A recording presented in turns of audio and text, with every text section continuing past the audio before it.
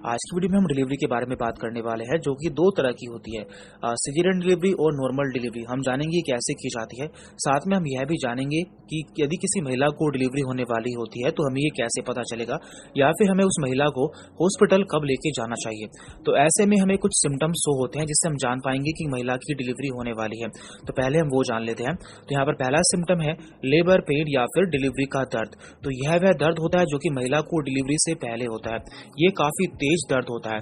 तो यहाँ पे हमने एक चार्ट दिया हुआ है जिससे आप उस दर्द को समझ सकते हैं। तो यहाँ पर 0 से 10 तक लेवल दिया हुआ है।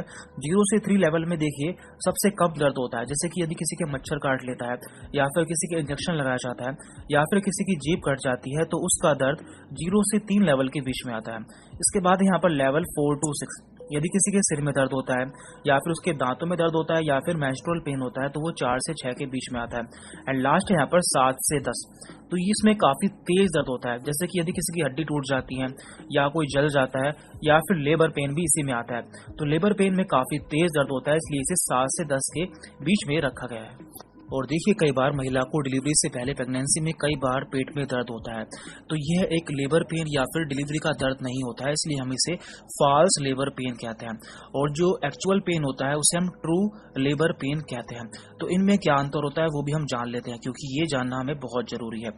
देखिए जो ट्रू लेबर पेन होता है या फिर जो डिलीवरी का पेन होता है, उसमें जो दर्द होता है वो लगातार होता है, और वो लगातार बढ़ता जाता है, और उसमें किसी चीज से आराम भी नहीं मिलता है। यानी कि यदि महिला करवट बदलती है या फिर सिकाई करती है तो उससे आराम नहीं मिलता है। जबकि फॉल्स लेबर पेन में दर्द कुछ समय के लिए होता है, फिर ठीक हो जाता है, और महिला को किसी भी चीज से आराम मिल सकता है।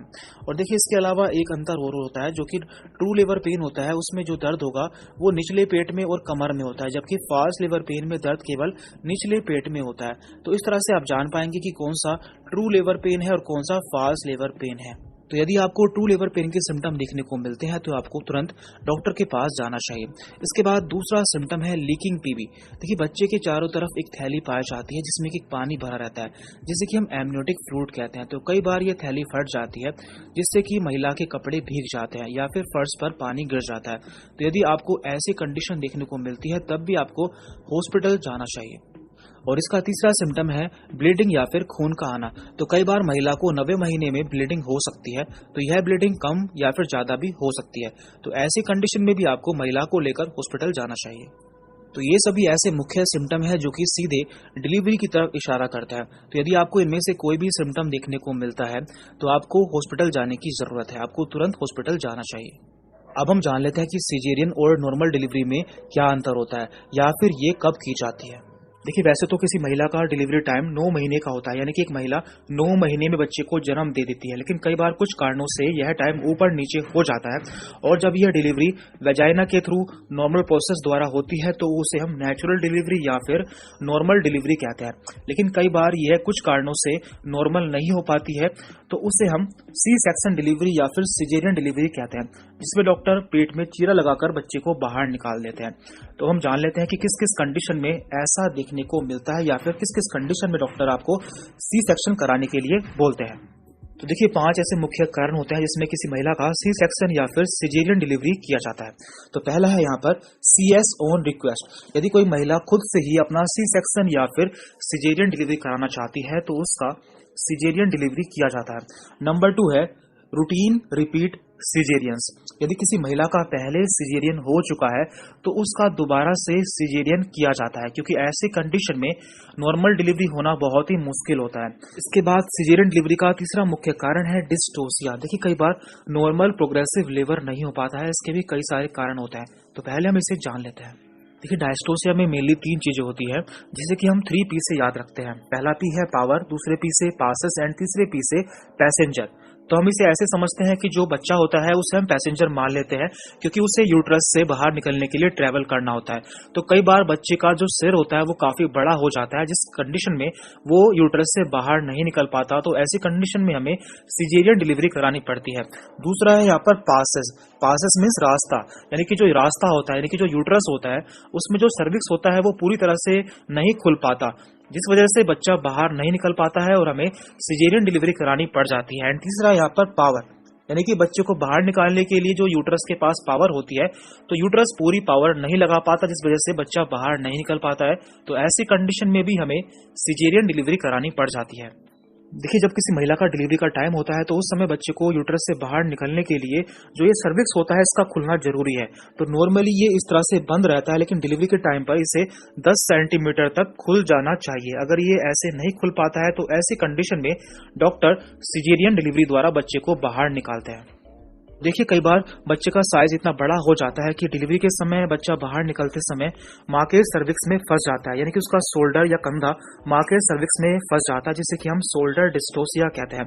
तो ऐसी कंडीशन में बच्चे के जो ब्रेकियल प्लेक्सस होते हैं या फिर उसका ब्रेन डैमेज हो सकता है और कई बार इसमें डेथ भी हो जाती है। इसके बाद सिजेरियन डिलीवरी का चौथा मुख्य कारण है एबनॉर्मल फीटल प्रेजेंटेशन, जैसे कि ब्रीच पोजीशन, ट्रांसवर्स पोजीशन या फिर कोर्ड प्रेजेंटेशन। देखिए, कई बार बच्चे को जिस पोजीशन में होना चाहिए उस पोजीशन में नहीं होता है, जिस वजह से हमें सिजेरियन डिलीवरी करानी पड़ती है। तो इसके बारे में भी हम समझ लेते हैं। देखिए, नॉर्मल डिलीवरी के लिए बच्चे की सिफेलिक प्रेजेंटेशन होनी चाहिए, यानी कि बच्चे का जो सर है वो नीचे की तरफ और उसके पैर ऊपर की तरफ होने चाहिए। तो इसमें भी कई सारी पोजीशन होती है, जैसे कि यहाँ पर है फेसिंग बैकवर्ड हेड फर्स्ट, यानी कि इसमें जिसका सिर है वो नीचे की तरफ होता है, उसका मुंह पीछे की तरफ होता है। तो ये सबसे नॉर्मल पोजीशन बच्चे की होती है नॉर्मल डिलीवरी के लिए। लेकिन कई बार बच्चे का जो फेस होता है वो आगे की तरफ आ जाता है, तो ये भी एबनॉर्मल पोजीशन होती है। और आपको इमेज में 4 पिक्चर देखने को मिल रही है, ये सभी एबनॉर्मल प्रेजेंटेशन है, यानी कि बच्चे को जिस पोजीशन में होना चाहिए बच्चा उस पोजीशन में नहीं है। तो पहली इमेज में बच्चे का फेस पहले यहाँ पर आ गया है, दूसरी कंडीशन में ये ब्रो पोजीशन होती है, तीसरी कंडीशन है ब्रिज। देखिए, कई बार बच्चे का जो सर होता है वो ऊपर की तरफ चला जाता है और उसके पैर या फिर उसके बटक्स नीचे की तरफ आ जाते हैं, तो इसे हम ब्रीच पोजीशन कहते हैं। और इस कंडीशन में नॉर्मल डिलीवरी होना बहुत ही मुश्किल होता है। एंड फोर्थ है शोल्डर पोजीशन। इस कंडीशन में बच्चे का जो शोल्डर होता है वो नीचे की तरफ आ जाता है, ये भी एक एबनॉर्मल प्रेजेंटेशन होती है। और देखिए, ब्रिज पोजीशन भी 3 तरह की होती है। एक होती है फ्रैंक ब्रिज। फ्रैंक ब्रिज में क्या होता है, बच्चे के केवल बटक्स नीचे की तरफ होते हैं जबकि उसके पैर ऊपर की तरफ होता है। एक होती है कंप्लीट ब्रिज, इसमें बच्चे के पैर और बटक्स दोनों ही नीचे की तरफ होते हैं। और एक होती है फुटलिंग ब्रिज, इसमें एक बच्चे का एक पैर नीचे की तरफ लटका होता है जबकि एक पैर इस तरह से मुड़ा होता है, तो इसे हम फुटलिंग ब्रिज कहते हैं। और आपको जब अल्ट्रासाउंड कराते हैं तो उसकी रिपोर्ट में ये सभी देखने को मिलता है। कि हमारे सामने 24 वीक्स की अल्ट्रासाउंड की रिपोर्ट है, इसमें लिखा हुआ है ब्रीच इन प्रेजेंटेशन। इसका मतलब है कि बच्चे के जो सर है वो ऊपर की तरफ है और बच्चे के जो पैर है वो नीचे की तरफ है। तो ये एक एबनॉर्मल कंडीशन होती है या फिर एबनॉर्मल प्रेजेंटेशन होता है। और यदि आपको सिफेलिक प्रेजेंटेशन देखने को मिलता है, इसका मतलब होता है कि बच्चे का सर नीचे की तरफ है और बच्चे के पैर ऊपर की तरफ है, जो कि एक नॉर्मल प्रेजेंटेशन होता है। के बाद लास्ट में सिजेरियन डिलीवरी का 5वां मुख्य कारण है फीटल डिस्ट्रेस। इसका मतलब क्या होता है, देखिए, कई बार बच्चे की जो ऑक्सीजन की या ब्लड की सप्लाई होती है वो किसी वजह से रुक जाती है, जिस वजह से हमें सिजेरियन डिलीवरी तुरंत करनी पड़ती है। तो इसके क्या क्या कारण होता है वो भी हम जान लेते हैं। तो देखिए, फीटल डिस्ट्रेस के मुख्यतः 5 कारण होता है। इसमें पहला कारण है प्लेसेंटा प्रीविया।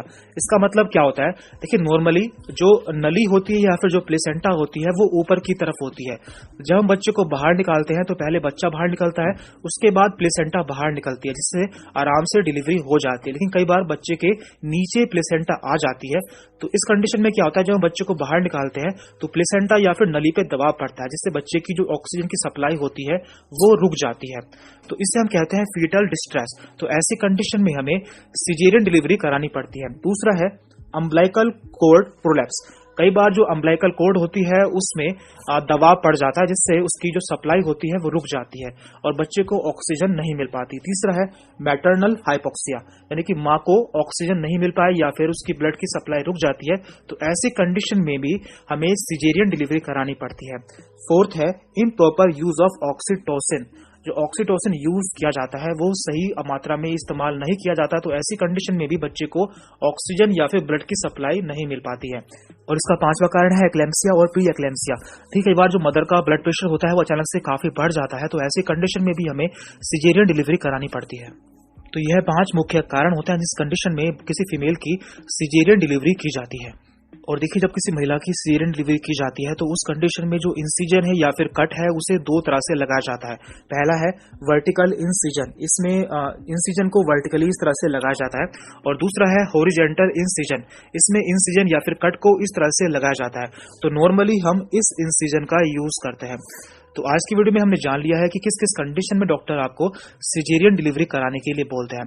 इससे अगली वीडियो में हम जानेंगे कि सिजेरियन डिलीवरी कैसे की जाती है। Thank you very much. Hello दोस्तों, अगर आपको हमारा ये वीडियो पसंद आया तो प्लीज हमारे चैनल को लाइक, कमेंट एंड सब्सक्राइब करना मत भूलिए, ताकि हमें जल्द से ज्यादा सब्सक्राइबर्स मिले। अरे वो तो, लेकिन सब्सक्राइब करने के लिए सब्सक्राइब का बटन कहाँ है? ओह सॉरी, गलती से मिस्टेक हो गई, ये रहा। दोस्तों हमारे YouTube पेज पे बेल आइकन को प्रेस करना मत भूलिएगा, ताकि आपको हमारे हर वीडियोस की सूचना मिल सके।